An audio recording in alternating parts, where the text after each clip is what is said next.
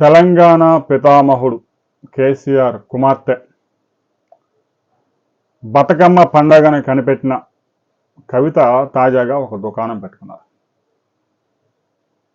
సరే, ఆమె TRS BRS నచ్చలేదు, 10 ఏళ్ళు బంగారు తెలంగాణ చేయడంలో దోచుకున్న డబ్బును పంచుకోవడంలో తేడాలు వచ్చి బయటకు వచ్చింది.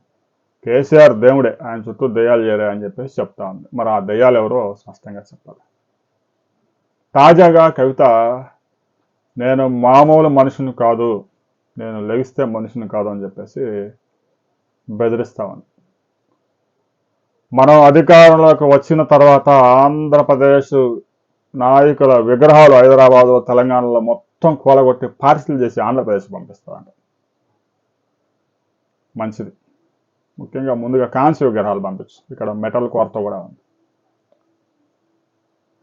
కేవలం ఆంధ్రప్రదేశ్ తెలంగాణ ప్రజల మధ్య చిచ్చు పెట్టితే తప్ప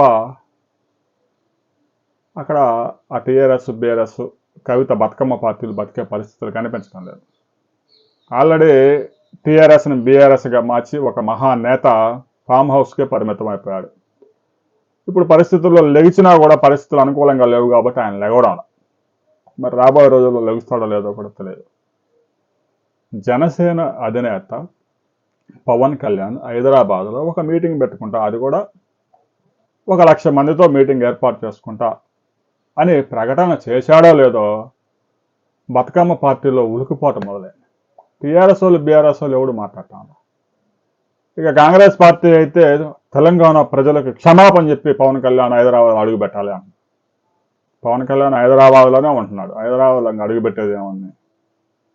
పవన్ కళ్యాణ్ మీటింగ్ పెట్టుకుంటే మీకేం వచ్చింది బాధ? పవన్ కళ్యాణ్ మీటింగ్కి మీ జనాభాను తరలించాలని ఆయన ఏం కోరడం లేదు కదా. ఆయన అభిమానులే వస్తారు, జనసేన నాయకులు వస్తారు.